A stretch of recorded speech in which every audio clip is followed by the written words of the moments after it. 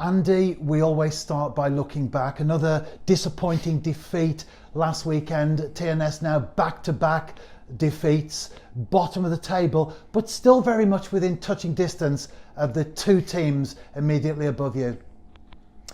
Yeah, I mean, I was expecting a question about reviewing the game because that's normally where you start. So, you know, if we look at the game or we try to analyse things, as a coaching staff, we don't always analyse that one game. We look around what's going on, you know, before and afterwards, maybe in a block.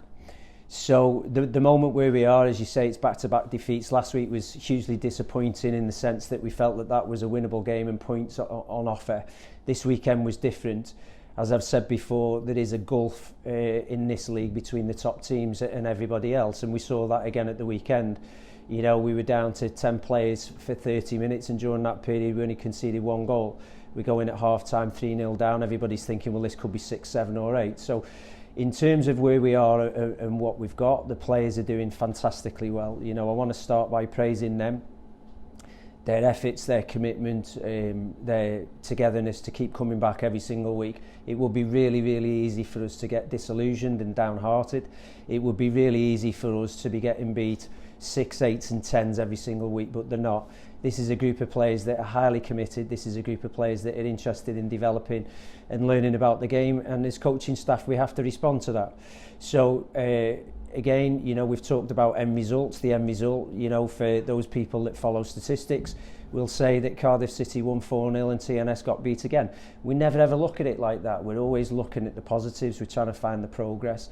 And obviously as the coach, I've got to try and unpick that and think, okay, so where have we actually got to and where do we need to get to next?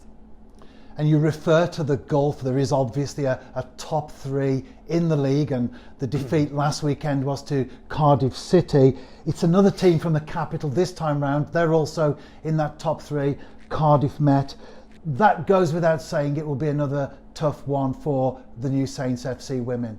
Yeah, and we've got to galvanise ourselves. There'll be no difference this week than there was last week. You know, forget the travelling, forget the pitch and the location, forget the opposition. They're of a very, very similar standard to Cardiff City. So we know already now what we're going to expect from this game this week.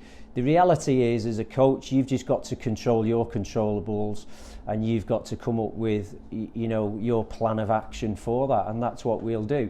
So we always, you know, go 2 or 3 layers deeper. So it won't just be about this game.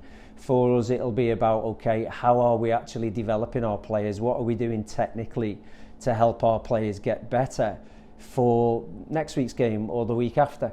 You know, we've just got to adjust accordingly this week, as I say, with a game plan that will help us to be competitive, that will give us an opportunity to get key successes out of the game, whatever that might be, whether that's through us defending as units or as a team, or whether that's building out from the back or creating chances and scoring goals.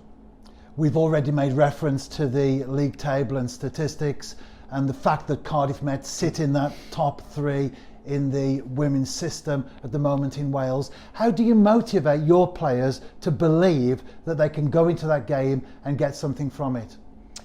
Well, listen, you know, it's the top league. If players aren't self-motivated to want to come along and give their best efforts and compete in a game like that, there's very little that I can add to that as a coach. The fact of the matter is, as I said, the players keep coming back week in and week out. So they are self-motivated for this team, for this group, for them as individuals to want to get better. So I don't really need to motivate them. For us, we just try to keep things very, very simple, a very simple game plan that's focused on 1 or 2 key points, 1 or 2 key successes that we're after. And if all of the players keep buying into that and committing to that and give their best efforts in delivering those key successes for those games, then we'll be absolutely fine. And it is a new venture for the New Saints this time round. So many games into the season. Andy, has the challenge been more difficult than you perhaps would have expected? What are your general thoughts? Yeah, I mean, that's a really good question. It's difficult to go back in time and to actually consider what I actually thought back at the beginning. You know, we're sitting here after 10 games with 4 points. Did I ever envisage sitting here with only 4 points after 10 games? I'm not sure, but then I've had different conversations where at times I was keeping things in perspective and maybe realistic that there would be a possibility that we could only have 4 points after 14 games, never mind 10 games. So we know that the league split isn't too far away. Listen, we've got 10 games left in this league. We're halfway through.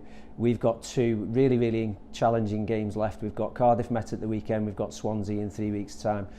In between times, we've got Aberystwyth and Port Talbot, who are in and around us. We beat Aberystwyth. We could have beaten Port Talbot away.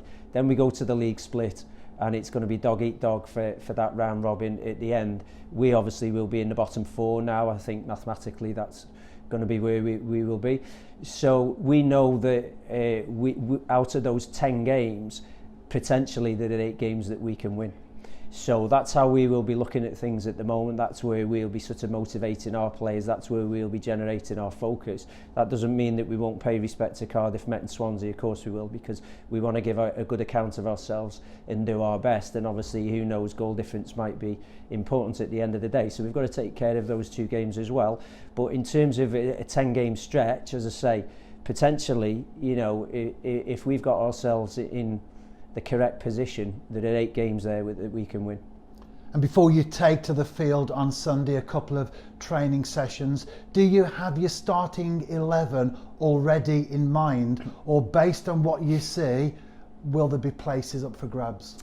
No, it's impossible to pick this starting 11 at the moment just because of injuries. We've got all sorts of people carrying all sorts of knocks and niggles and injuries. We'll definitely be without 1. We could potentially be without 4. So at the moment, as I said, you know, last week, we've just got to work through the week, see who presents as fit and available, and then, you know, align them into some sort of a formation that is going to allow us to perform to the best of our capability. So at this moment in time, with 5 days to go before this game, we have no idea what that starting lineup might look like.